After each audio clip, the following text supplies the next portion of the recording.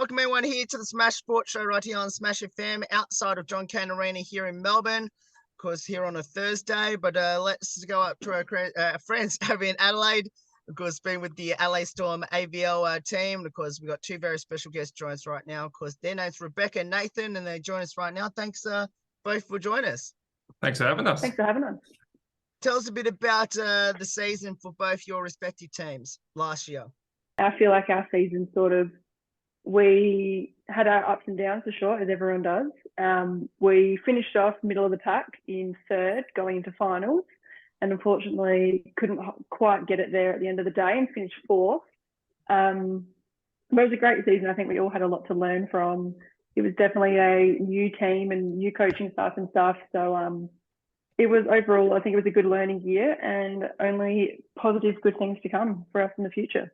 I think for the men, from a personal experience, it's one of the best seasons of volleyball and best teams I've been involved in, probably until the last minute and a half. Essentially, we came through and won our first 8 games. It started really well. Ended up dropping a couple of games towards the end of the regular season and finished second. Went to finals, won our semi-final against WA and then played off in the final against Canberra Heat. Where we got within 2 points of victory and taking out the championship. And unfortunately, they played some really good volleyball just right at the end there. And got the Chocolates ahead of us, and yeah, that one still hurts. That one still hurts even now. But realistically, it was a really good season for the team. With your team, Nathan, obviously a fantastic year. Because I got to see your team play that semi-final game, but also the game in Melbourne when you played the Vipers and completely cleaned them up in Melbourne. I guess, was that almost like the stepping stone or what ended up happening throughout the rest of the year, that first game against the Vipers in Melbourne? I think, yeah, more or less. We went down to Tasmania, played them first off, and they're sort of the first year to play AVL for a while, got a couple of wins there. And I guess Victoria was the first, traditional team that we'd play, one of the bigger teams we've played, so we didn't know what to expect. But we knew we had a really good team with a lot of depth. And I know we actually started quite a number of different players between matches and still managed to get, I think a 3-1 and a 3-0 victory. So we sort of thought at that stage, hey, we're a pretty good shot here if we can keep the momentum going. But that was probably definitely the springboard to get that sort of belief within the team, I'd say. Beck, I got to see your team play. Funny enough, all of them against the Vipers. One on the Gold Coast and 2 in Melbourne, which unfortunately lost to all 3 of them. So in those games, but yep. Obviously, you got close to them in the game up on the Gold Coast, than the ones you played in Melbourne. But I guess, yeah. Where do you think the springboard of your season began? Was it after that game against the Vipers? That's a tough one. I think the second game when we played Vipers in Melbourne, we really showed our potential. I think we knew they're a good team. They have been for many years. So we knew they weren't going to give us any easy wins. So I think that first game, maybe not so much, but second game really stepped up for all of us. And we sort of said, hey, we do have a fair bit of potential here to sort of see where we can go from there. And then I think it sort of carried on that next weekend we played Sydney in New South Wales. And I think again, we picked it up. We stepped up a level to another game there. Sorry, Beck, I need to ask you this. Obviously, you know Kelly and also Monique from the Vipers, which was end up being their last game. I guess, were you surprised that you played against the Vipers in the bronze medal clash? Very, very surprised. I think everyone sort of assumed almost that they would be definitely at least in that gold medal match. And it was just who it was going to be against, that they were playing against in the gold. But for them to lose that first final was a bit surprising, not only for them, but I think for the rest of the comp. But hey, at the end of the day, it sort of showed that the level of competition we had for the females was pretty even, and it could have gone any way at the end of there. So it wasn't anyone's guaranteed win, I think, and that really showed. Nathan, of course, your final against Canberra. I think you played pretty well against them throughout the season as well, and it's always been close throughout when you played them 2 times already prior to that game.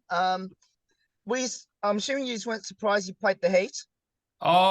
It was much what Rebecca said there. It was pretty much the top 4 teams anyone could have won. So Canberra finished 4th and won the championship. Queensland finished top and didn't make the final and finished 4th. So That just goes to show that it was really a toss of the coin between the top 4 teams. And I wasn't surprised to see Canberra go through, maybe a little less than others. I'd played against a lot of those guys, well, played with them in the national team, and they were a very experienced team.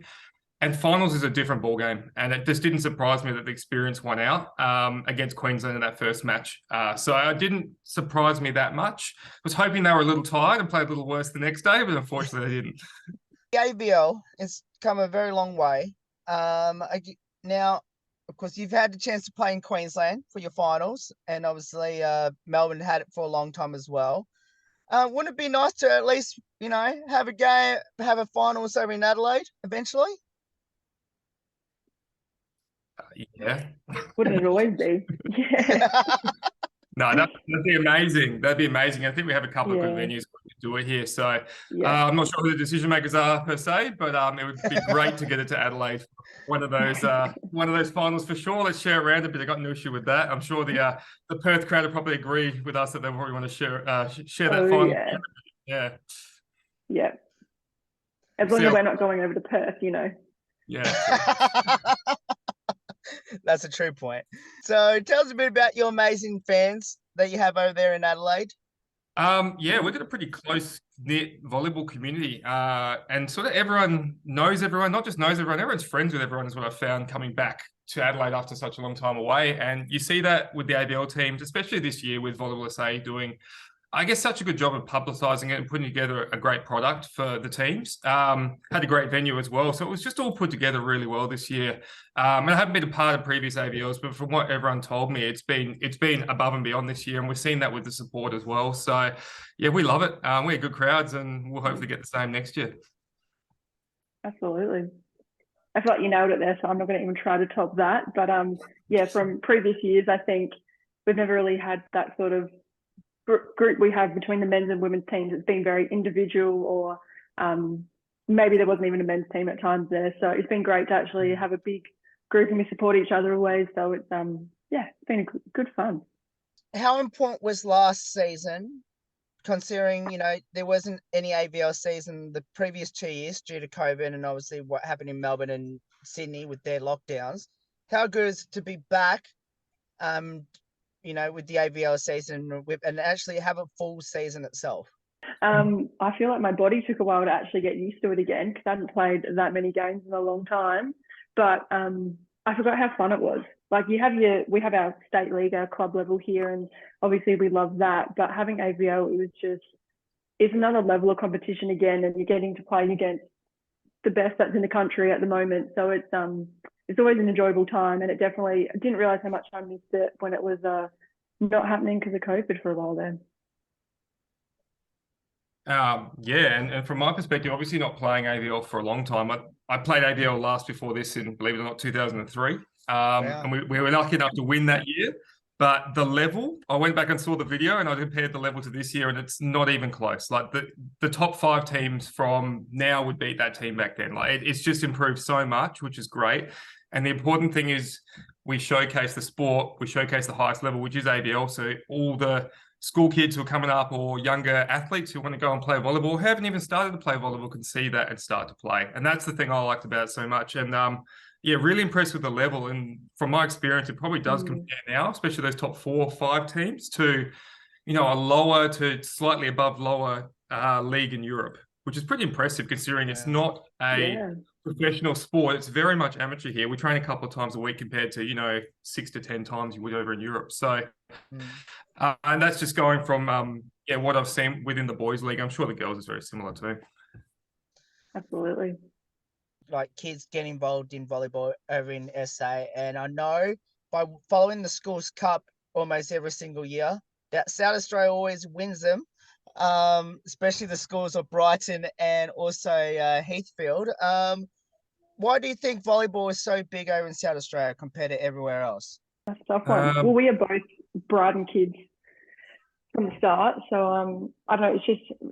I don't know about you, Nathan, but I think it's got to push there differently to other sports. It's just the culture that comes with it is just incredible, and you kind of want to stick that out and stick that through, and makes you want to go further than just playing at school. It makes you play the club and play state and try, eventually get to Australian teams and everything. I think that, yeah, the fact that especially Heathfield and Brighton, but we're seeing some other schools start to put together programs now, but just they've been around so long, they've been so successful, they're so well run, there's so many athletes coming through that they're going to be successful at school level. But and we've seen that in the last, 20, 25 years. I think the key now is how to retain those athletes past school age, because as we see, the Storm hasn't run a championship in a long time. So it's not really reflective of the success we have within school. Really would have loved to say we won one this year, but again, still hurts. But we'll get them next year. We'll get them next year. So just trying to ensure that the athletes at that school level continue to want to play and to reach the AVL level, which is why AVL is so important again. What does the sport of volleyball mean to both of you, and especially playing for Adelaide? Oh, geez, volleyball's been very large part of my life. It paid the bills for 15 years. I got to see the world, played and lived in 10, 11 different countries. So I guess pre-Storm, it was almost everything for me. Is a passion. It still is. I love it. I love everything to do with it. Playing, coaching. I've dabbled in a bit of both. And playing for the Storm it was a different experience. So it was not like playing overseas, because you are really playing with some of your best friends, some of the guys you grew up playing with, some guys you've known since you're 15, 16. And it's just such a good experience. I can't really explain it. It's been probably one of my favorite volleyball experiences outside of playing for your country. It's probably right up there. And that's just the people. So that's why, hopefully I can do it again and we can keep going. Yeah, I've got to agree with you there, Nathan. It's the two of us would have had, I don't even know how many teammates over our span of volleyball career so far, but I think the family orientation that we sort of have in this Storm group here, it just makes it that much more enjoyable, and it makes you want to go out every week and get better and actually play every year. So it's that's definitely what keeps us going. I don't know about you, Nathan, it keeps us going there for a while more. So like you said, you get to play with some of your friends and people that you've played against at club here, but you never actually got to play in the court with. So it's nice to be their teammate now. Makes the pain worth it. Oh yeah. How did both of you get involved in volleyball, and what would be some highlights throughout your volleyball journey? Nathan, you're going to top me with the highlights, but I started playing when I was in year 8 at high school. So I went to Brighton Secondary School, so started in the program there. Highlight. I was lucky enough to play in the women's senior Australian team for about 8 years, and the highlight was probably in 2019, my last season there, I think, at Olympic qualifiers of the tournament. I can't quite remember the name of the tournament, but it was in South Korea, and my younger sister was fortunate enough to also make the team. So it was our first time ever playing for Australia together, and it was probably a memory I will never, ever forget, because it was just incredible to have her on the court with me, and had dragged mum and dad and grandma and grandpa over to Korea to watch as well. So it was a very nice way to sort of finish my career there for a while now, I think. Yeah, so I started playing in year 6 at a local club, and it was actually to try and get into Brighton, because I didn't really want to go to my local area school, and Brighton, as well as having a good volleyball program, was pretty good academically. So I decided to try and get into Brighton, and they said you can get in via music or volleyball, and my mum said there's no way you're getting in via music, so you may as well try volleyball. So that's how I started, and just sort of went through the volleyball program there, and was lucky enough to make your state teams, and then went over to Canberra to the AS at 16, and was lucky enough to start playing with the national team at 19 and start playing overseas at the same age, and did that till I was 33, came back in 2019. So amazing experience, and the highlight was clearly going to the London Olympics in 2012 and being able to compete there. That was a dream since I was 6, so to achieve that was pretty amazing. I don't think there's any topping that. Maybe a Storm Premiership, but probably not.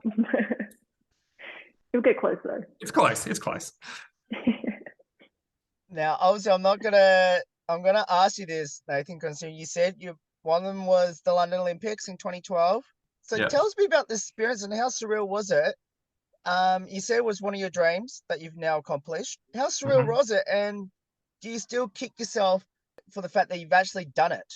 Oh yeah, still don't believe I did it. To be honest, at times, I think the first few days in the village was ridiculous. It was unbelievable because it was just what you dreamed of. You're finally there. It's an unbelievable place. There's athletes from all sports all over the world, just trying to do their best. It was just, everyone's as you can imagine, everyone's really excited to be there. It's just an amazing atmosphere. And competing was the other highlight, as well as the opening ceremony. The highlight was competing. We actually played in Earls Court, which doesn't exist anymore, but I think it was a 20,000 seat stadium, and they packed it out. And obviously, being in London, there was a lot of Australians around too. So it was almost, without being a home Olympics, probably as close you're going to get being in London. So we had a lot of support. We had a lot of family and friends over. We got a couple of good wins. We just missed out in the quarterfinals, but we finished on a really positive note, beating, I think, Poland, who are world number 3. So Yes, correct. it was just a really good way to finish. Like, we finished on a real high. So I think in most cases in the Olympics, you lose your last game. But in our case, unfortunately, we didn't make the quarterfinals, but we won our last game. So it was a pretty good full stop on that experience. Yeah. You might also tell us what position do both of you play on the court, and if you had a dream position where you like to convince your coaches to put you, where would that be? Oh, wow. You go first, Beck. Well, I'm a pass hitter, same as Nathan. And then I've actually been very lucky and I've played every position on the volleyball court, I think. But my dream would be probably a libero or a setter, I think. Save my knees for jumping and my shoulder for hitting and stuff, because it's been a while and it needs a bit of a break. How about you, Nathan? Yeah, very similar answer. So I'm a passer hitter like Beck. Played a bit of opposite in my younger days, but definitely a passer hitter. I think I would have loved to have been able to be a setter and be a good one, but I didn't have that skill set, so that was never going to happen. So I think because I never had that skill set, that's the position I'd like to play. And it's also a very tactical position, which is really cool. So I like that bit about volleyball now, especially now I'm older and it's more of a tactical game the way I look at it. So it's never going to happen, but it's a good dream. Wishful thinking, though. Yeah, we'll give it a go. Yeah. Welcome everyone back. Of course, the resumption of our interview with the Adelaide Storm AVL volleyball team. Of course, we've got Beck and Nathan join us right now, and I guess we'll resume with the question I was going to ask both of you. So, what are both your future goals for the remainder of this year, but obviously in the future? Yeah, I'll go first. It'll be a bit shorter and sweeter, I reckon. I mean, my future goal is to come week by week. I've been playing for a long time now, so just trying to keep the body fit to keep playing. We obviously have the state league season starting in about 2 months, and it's going to be about 3 months of pretty intensive volleyball before going into AVL with the Storm. So for me, it's to enjoy that season, play well, and keep as fit as I can for the Storm season. Hopefully get the win this year. I think that's what we'll be trying to do as part of the Storm team. And in terms of the future, it's very much a year-by-year prospect for me. The end is a lot closer than the start. So we'll just see how we go after each year and see how I feel. I want to keep going. Similar to Nathan, probably at this stage, just focusing on 1 year at a time, and sort of had a pretty good state league season this past year, but kind of want to be able to up it from there again. And same with AVL season. So just right now, again, taking it year by year, and then at the end of this season, see where I'm at for next year, which is hopefully same spot, but we'll see how I go. Sure. I know both of you mentioned it in the last when we had both of you on the show on Thursday, which is you might as well give your state league club a bit of a shout out. And how did that all go? Yeah, I'll give a shout out to the Adelaide Panthers, who had a good season last year. We actually won our second premiership. I think the last one was 2007. So it was a long time between drinks, and yeah, it was a really good fun season. A lot of new guys in the team, and yeah, it was great to see them have some success, because over the years they hadn't played much finals, to be honest. So to get up there and actually win a championship was great for them. So it's going to be a lot harder this year, I think, to go back to back. We've got the targets on our heads this year, so I don't think it'll be easy, but we'll certainly give it a crack. Yeah, and I play for USC Lion, and this year it was a bit of a rebuild year, I'd say. We definitely had a lot of a younger team than we have in the past. I was about 12 years older than some of my teammates, so bit of an age gap there. But we finished off 4th think. Yeah, no, third. One of the two. But really, really positive season for us, I think. I think we showed a lot of potential and a lot of threat to other teams, and I think we're just going to go up from here. So I'm very excited to see how we go again this year. So out of your respective state league club teams, the Panthers and the Lions, how many of those players played in the Storm? We had two players. So we had myself and Ryan Dagg, who were playing as part of the Storm team. So it was nice to have a fellow South member there. But yeah, not too many from South Adelaide. We had a fairly sort of consistent group with not too many outstanding guys. So we only had the two in the team. I think for me, I think I was the only female from USC. I could be wrong, and if I am, I'm so sorry to whoever I've forgotten. It's a Monday, my brain's not working.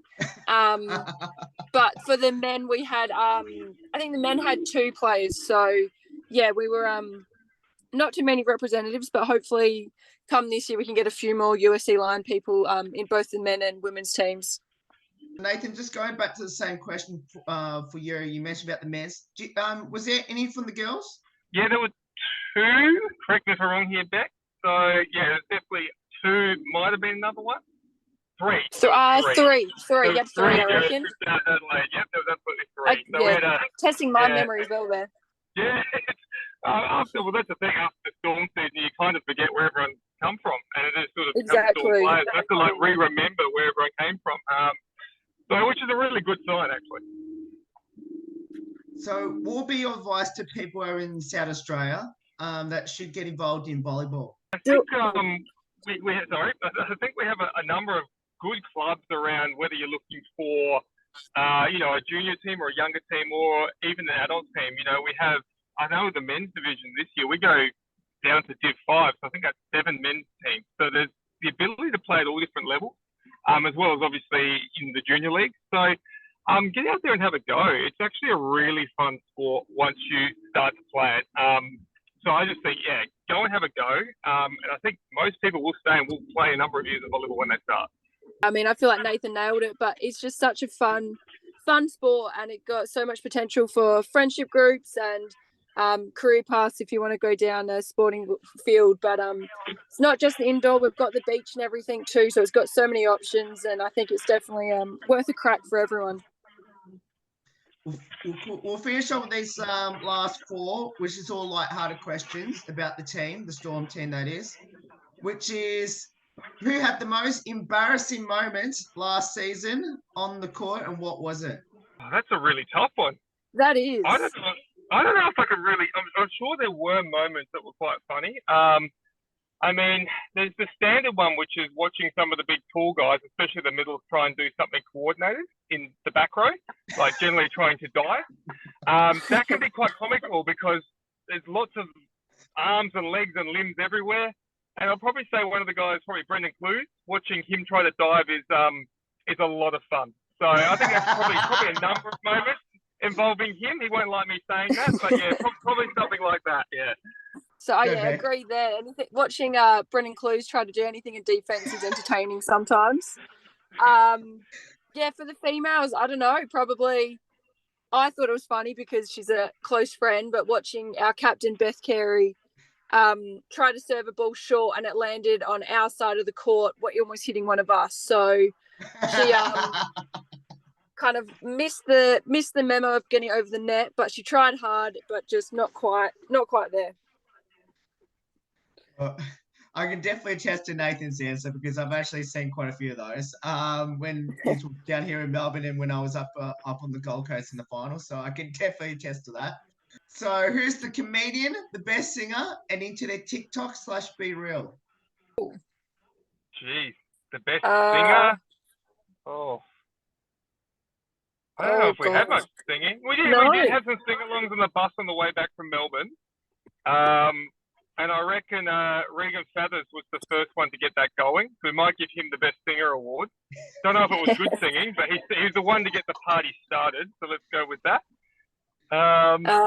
TikTok-wise, you probably have to say, who'd we say? One of the young ones, or have to be one of the younger ones. I don't have to be like a Sophia Soderbergh or someone like that, or yeah.